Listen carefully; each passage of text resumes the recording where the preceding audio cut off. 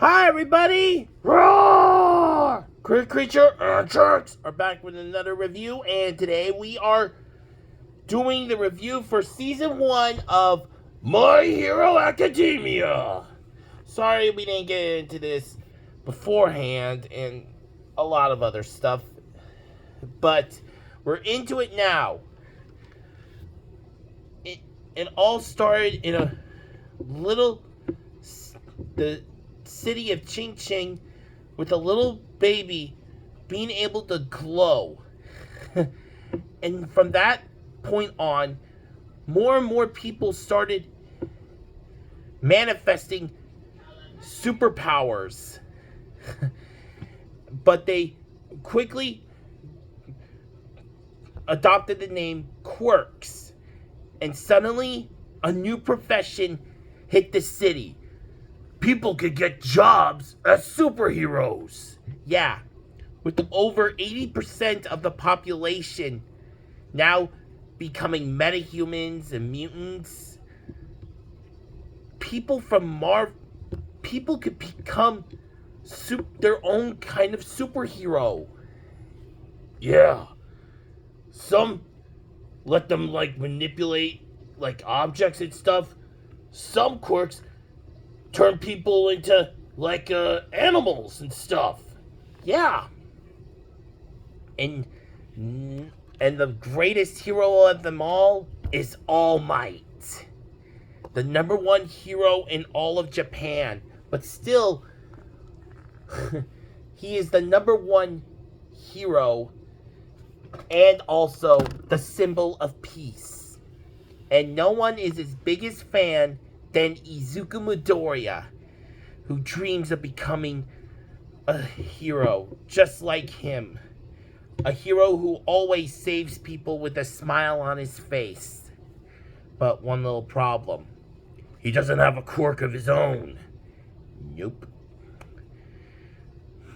And he wants to join the most prodigious hero academy in all of Japan.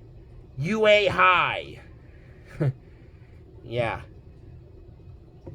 And, well, that's not going to be easy, especially not with a quirk. Not without a quirk and stuff. And who keeps bullying him? Katsuki Bakugo. A power. He's got a really cool power. His quirk is his power lets him secrete nitroglycerin like sweat. The name of his quirk is called Explosion. He's basically like a human bomb. He can turn his own sweat gland. His own sweat is like nitroglycerin. Yeah, it's cool. He secretes it and, doesn't secrete it profusely, but as he fights, his explosions go more and more. And Izuku, he meets All Might after being attacked by a villain. Yeah. And All Might's got a little bit of a secret of his own. Yeah. Turns out after a little fight with his arch nemesis, he lost his whole entire stomach after the fight, and he can only do his hero work for only 3 hours a day. Yeah, it's kind of like tensing a muscle. Yeah. And then, after an encounter with the same villain, Katsuki was being attacked by that villain. Every other hero was stopped dead in their tracks, trying to analyze the situation, trying to find out how to save Kacchan. No one was going to help, or they were going to, but the only one who did was Deku. He just ran without even thinking. And that impressed All Might a lot. which turned him. It inspired him to be an. He inspired All Might, and that made Izuku worthy of being called a hero. All Might even said he can become a hero. And this is the story of how Izuku Midoriya will one day become the world's greatest hero. And he also learns that All Might has chosen him to be his successor. He deems him worthy of using his power, because All Might's quirk, it was given to him by someone else. Izuku is basically the ninth wielder of this quirk. And the name of it is One for All. Yeah. It's been going on like that for like generations. Well, not generation after generation, but it's been around. Well, the power, it's been given to 7 other people. All Might was the 8th. And Deku is the 9th. The 9th wielder of One for All. At first, but first, in order to actually inherit it, he had to work up his body. And it was hard. It took him 10 months to do it, but he did it. Yeah. And, he managed to get during the UA exam, it turns out after using it just once, he broke his entire arm. He can use it, but he can't control it yet. It'll take some time for him to do that. Yeah. And Deku really has to keep this whole thing about One for All a secret. And we also meet the other students of UA. There's Kacchan, or Bakugo, but Deku, or Izuku calls him Kacchan, and Kacchan kind of calls Izuku Deku. Because, yeah, he thinks he's a loser, but Deku will become the greatest hero. We also meet Tenya Ida, who's basically a speedster. Then we have Yuga Aoyama, who's a belly button laser guy. Momo Yayorozu, who can create anything as long as she knows what it's made of. Yeah. Kyokachiro, who manipulates sound in a way. Then there's Denki Kaminari, who uses, electrokinesis. Suyu Asui, who's a frog girl. But please call her Sue. Then there's also Hagakure, who's an invisible girl. You never even see her face, or her arms, or her legs. You just see a floating uniform. And her costume is just boots, a belt, and gloves. Yeah. Then we also have Mineta. He's basically a perv ball who can, have sticky balls that can bounce him but stick to others and things. Then there's also Shoto Todoroki, who's got, 2 superpowers.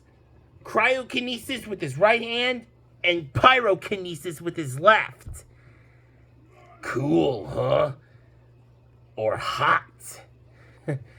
Yeah, and his hair, One side is white, the other side is red.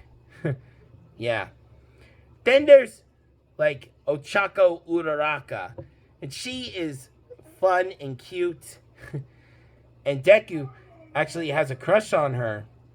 Ooh. She can like manipulate, turn anything or anyone she touches into, give them like zero gravity or make them float. But the downside is, longer she does it, she'll puke. If she does it for a long time, she'll puke. Ugh. Yeah. Then there's Hantasero, who has tape dispenser arms. Then we have a bird guy, a guy with a bird head who generates his own dark shadow. Yeah, a shadow-like monster he can control. Then there's a tail guy. Yeah. And a whole bunch of others. The bird guy is Tokoyami. Yeah. Then there's Meizo Shoji. He's got like he's got like multiple arms he can manipulate into other things. He can turn them into like other eyes and ears and all that other stuff. Yeah. Then there's Eijiro Kirishima. He's basically like a tank. He can harden his entire body, or just small parts of his body, into like a rock hard substance. Into rock hard stuff. Yeah. And the more he gets hit, the stronger and harder he gets. Then we have Mina Ashido, who's pink. Her entire skin and hair is pink. She's also got like these little bit of horns and stuff. And she can spray acid out of her hands and stuff. Yeah, kind of weird, but it's cool. Then we have Sato. He's cool, and when he ingests sugar, he gets like super strong and stuff. But it kind of backfires on him for a longer.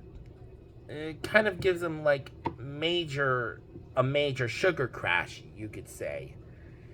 Then we have Koji Koda, who's basically like Dr. Dolittle in a way. He can actually talk to animals.